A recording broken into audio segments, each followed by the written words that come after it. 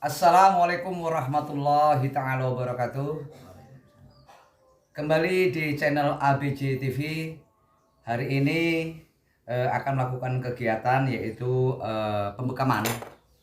Karena saudaraku Yusron, Muhammad Mahdi Yusron datang kemari dengan beberapa keluhan. Nanti saudara Yusron menyampaikan apa yang jadi keluhannya. Tapi sebelumnya akan saya sampaikan tentang bekam. Pada hari ini saya akan melakukan pembekaman.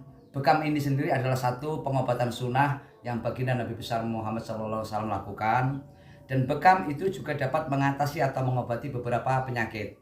Yang pertama antara lain adalah hipertensi atau darah tinggi, kemudian asam lambung, terus kemudian glukosa tinggi atau disebut diabetes dan lain-lainnya. Kemudian dengan pembekaman ini apa yang akan dilakukan? Pertama adalah mengambil darah kotor yang ada setiap pada manusia, karena secara sadar dan tidak sadar kita setiap hari memakan makanan yang anorganik, artinya makanan-makanan yang mengandung kimia. Dan dengan bekam ini bisa mengeluarkan toksin-toksin atau darah-darah yang bercampur dengan racun, itu akan keluar. Bahkan sel darah merah sudah mati dapat tersedot oleh bekam ini. Karena bekam sendiri ada dua jenis. Yang pertama adalah bekam kering. Bekam kering itu hanya dihisap. Misalnya contoh seperti ini. Maaf, ini contoh, ini masih pertama. Nah, ini hanya bekam kering. Nah, kemudian kalau bekam kering ini tidak dikeluarkan darahnya. Ini hanya bekam kering. Nah, tetapi kalau untuk bekam basah adalah begitu sudah dibekam atau dikop pertama kali, kemudian dilubangi dengan ada satu alat namanya ballpoint atau pen yang ada jarumnya. Jarum ini setiap orang harus satu harus, setiap bekam itu harus ganti. Ini contoh. Nah, ini jarumnya kecil sekali. Kemudian fungsinya adalah melubangi daripada yang sudah dibekam awal. Nah, kemudian dibekam alam dilubangi, tapi masih contoh, bukan ini keluar darahnya, kemudian dibekam kembali. Nah, dibekam kembali baru dia akan keluar darah kotornya. Nah, kemudian pertanyaannya adalah darah manakah yang dikeluarkan dari tubuh sehingga bisa membuat sehat? Jadi darah ini bukan darah segar yang ada dalam tubuh, tapi hanya darah yang ada di antara daging dan kulit. Karena toksin-toksin dalam tubuh itu dia seringkali bersemayam di lapisan antara kulit dan daging. Jadi itu, nah nanti akan saya jelaskan tentang bekam ini sendiri. Nah, kemudian alat-alat bekam itu selain mangkok bekam, ada lagi kemudian untuk mensterilkan daripada pembekaman jarum ini tadi. Ini ada alkohol 70%. Terus kemudian ada minyak zaitun. Sebelum kita bekam, sekujur tubuh ini kita penetrasi dengan minyak zaitun. Nah, kita penetrasi dengan minyak zaitun, baru dibekam, kemudian dilubangi, bekam lagi sampai darahnya keluar. Terus kemudian lagi ada untuk penetrasi yang selanjutnya adalah ini ada tanduk kambing yang bisa yang untuk melakukan pemijatan atau simpul-simpul saraf yang di situ ada sumber-sumber penyakitnya. Seperti ada namanya titik mugis. Titik mugis itu ada di belakang antara tulang tengkorak, kepala, dan tulang punggung. Di sini namanya titik mugis. Ini bekam sunnah titik mugis. Nah, titik mugis ini banyak sekali bersemayam daripada toksin atau racun, maka kita keluarkan dari sini. Itu pertama saya sampaikan. Kemudian saya mau tanyakan kepada saudaraku Muhammad Mahdi Yusron, apa yang menjadi keluhannya. Silakan. Saudara Mahdi Yusron, apa yang menjadi keluhan sehingga Anda datang kemari untuk dibekam? Ya. Keluhannya di sini mudah kesemutan ini, Pak. Kesemutan. Mudah kesemutan, terus saya itu mudah capek.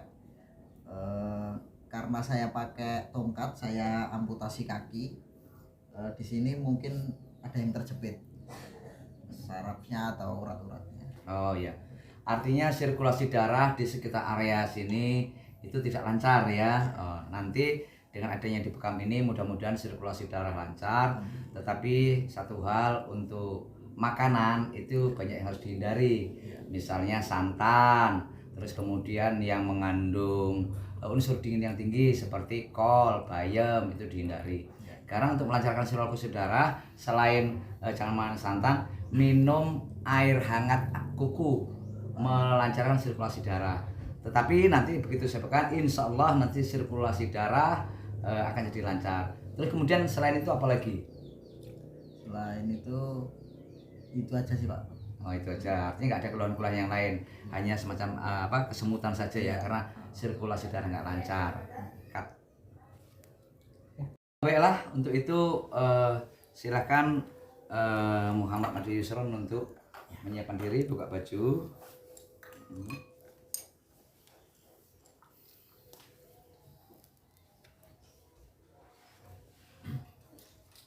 Tengkurap ya. Tengkurap.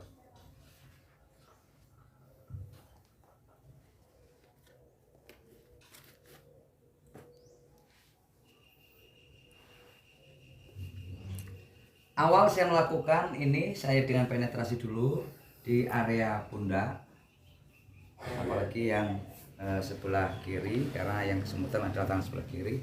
Kita lakukan penetrasi dengan minyak zaitun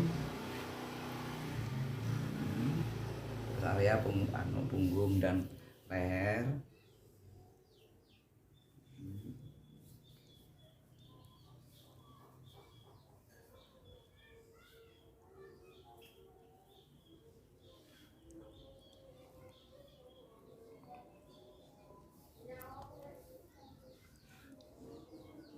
Tangan yang kesemutan, yang sirkulasi darah tidak lancar, saya penetrasi dulu, saya urut semua supaya sirkulasi darah makin lancar. Setelah itu saya akan melakukan pembekaman yang awal, yaitu namanya di titik mugis, di area di atas punggung, di bawah kepala, di leher bagian bawah sendiri.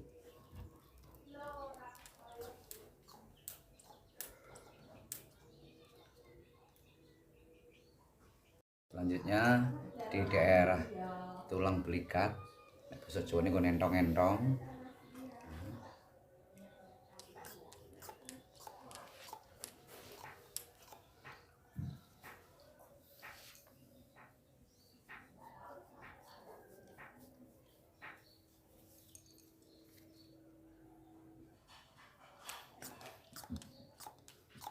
Saya akan bekam ke area tulang punggung sampai tulang belakang, karena ini connectingnya dengan kaki yang tempo hari sudah diamputasi, supaya sirkulasi darah, karena jantung mendorong darah ke arah bawah karena kakinya sudah diamputasi, tidak bisa sempurna seperti orang yang kakinya utuh dua. Maka saya arahkan dulu ke punggung.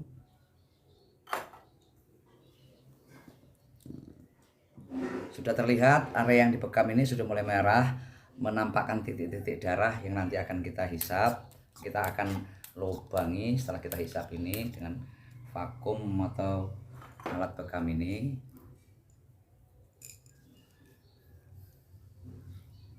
Dan bekam juga bisa menghilangkan salah satunya masuk angin. Karena masuk angin, karena begadang, karena berbagai aktivitas malam, sehingga orang cenderung vitalitas tubuhnya menurun.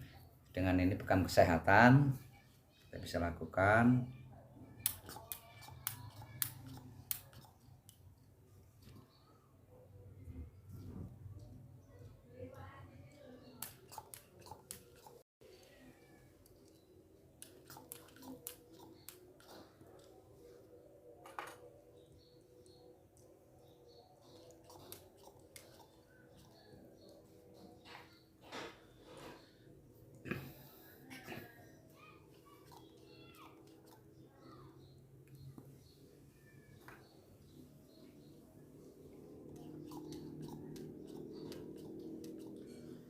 Setelah kita tunggu kurang lebih antara 1-2 menit, setelah kita lihat daerah permukaan yang kita bekam ini sudah nampak merah, titik darah mulai kelihatan, kita buka dengan ada namanya katup atau pentilnya ini, kita buka. Kemudian rumusannya adalah kita lubangi sejumlah 17 lubangan pakai jarum. 1, 2,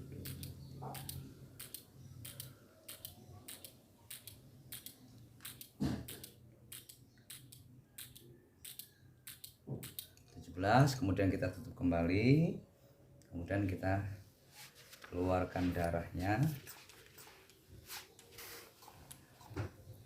Nah, darah udah menampak keluar, darah yang kotor, darah menghitam. Kita lihat mulai sebelah kiri, hitam sekali ini, masuk angin rupanya ini Mas Yusron ini. Banyak begadang ya Mas? Kadang dikira pemain gaple apa nonton bola? Oh dikira, alhamdulillah kiau mulai.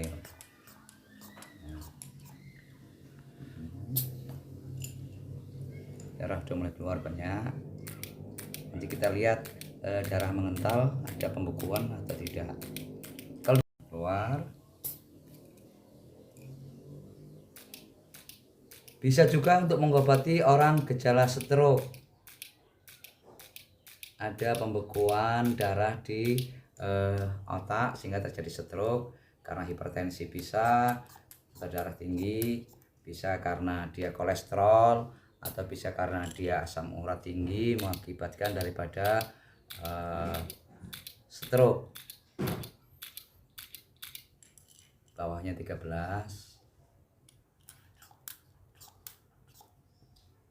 Nah, sudah nampak ini saudara.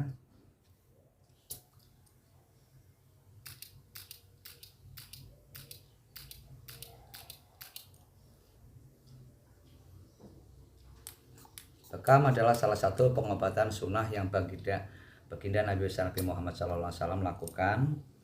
Selain dia mengobati penyakit fisik, dia juga akan mengobati psikis, dan juga konon ceritanya dia juga menghilangkan daripada sihir atau guna-guna dari orang, karena ini adalah peristiwa pekerjaan Nabi. Nampak sekali darah sudah mulai banyak keluar, darah kotor nampaknya mengental, ada pengentalan darahnya, bisa racun-racun dalam tubuh dikeluarkan.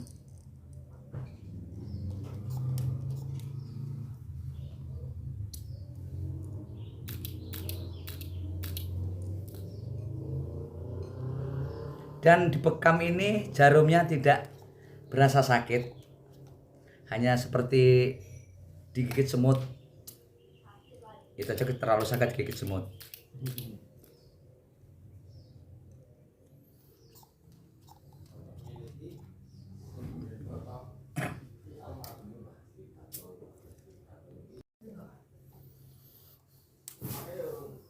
Setelah itu kita penetrasi lagi daerah yang akan dibekam sambil menunggu darahnya keluar. Kita penetrasi area ini.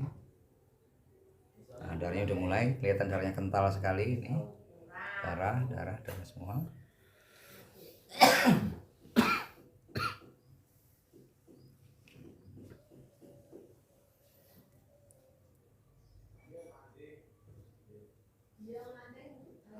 Setelah semua darah udah kelihatan, bahkan ada beberapa daerah area yang sebelah kiri seperti yang dikeluhkan, darah itu tidak bisa keluar banyak karena adanya semacam pengentalan darah. Artinya untuk di bulan ini tidak bisa keluar lancar. Nanti di bulan depan itu dibekam lagi supaya lancar seperti yang lainnya. Karena ternyata area sebelah kiri ini memang terjadi bukan penyumbatan, tadi pengentalan darah, di sini juga pengentalan. Nah, ini mari kita lihat dengan tisu, kita gulung tisu, kita lingkarkan, kemudian kaptopnya kita buka. Nah, bisa nampak darah ini, disut lebih dekat lagi. Nah, darah kotor, bagikan jeli ini, mengental, bagikan jeli. Nah, ini kita siapkan tempat untuk meletakkan mangkok cup yang penuh dengan darah. Kita letakkan di sini, kemudian kita ambil dengan cara seperti ini.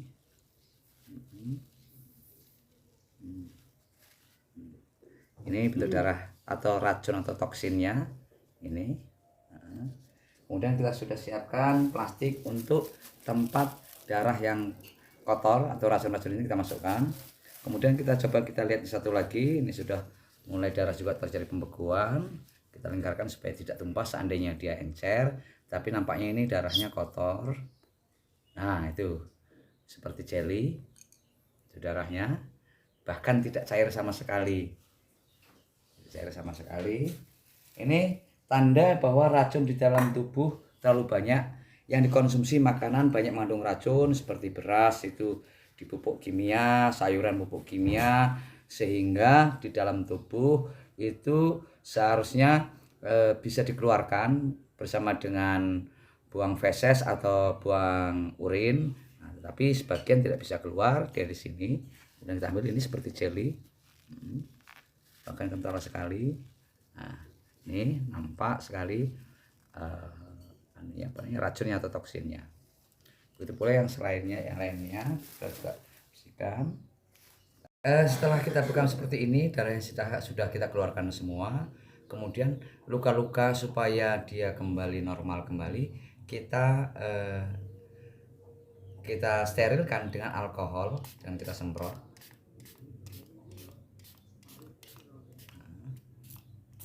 Efeknya adalah sedikit pedih, kemudian nanti gatal. Setelah ini kita anukan dengan telapak tangan kita anukan.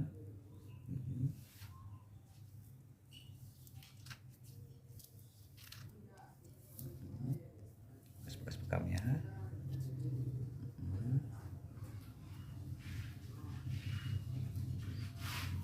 Nah, selain gatal nanti ada nampak hitam. Ini tanda yang bekas dibekam. Ini semua nanti hitam, tapi 2-3 hari nanti dia akan hilang. Gatalnya pun tidak gatal sekali, hanya sedikit gatal. Insya Allah dengan bekam ini tubuh menjadi enteng, lebih mudah, lebih enteng, lebih nyaman. Kemudian semua penyakit-penyakit dalam tubuh dia akan keluar bersama dengan darah-darah yang kotor tadi, darah yang dicampur dengan racun keluar, atau sel-sel darah merah yang mati.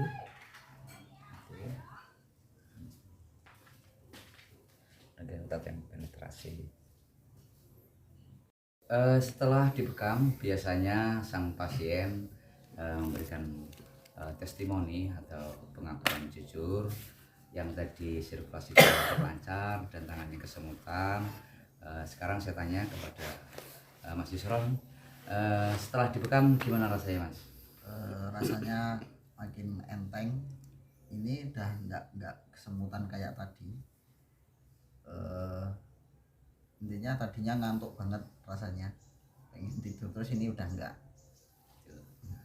Jadi itu salah satu efek setelah dibekam. Walaupun nanti ada sedikit di punggung yang dibekam ini berasa sedikit gatal, tapi insya Allah gatal itu hanya mungkin 1 hari atau mungkin enggak sampai 1 hari sudah hilang. Tapi setelah bekam ini dianjurkan nanti jangan mandi, Mas ya. Jangan mandi dulu, kecuali nanti sore mandi, karena ini pagi hari.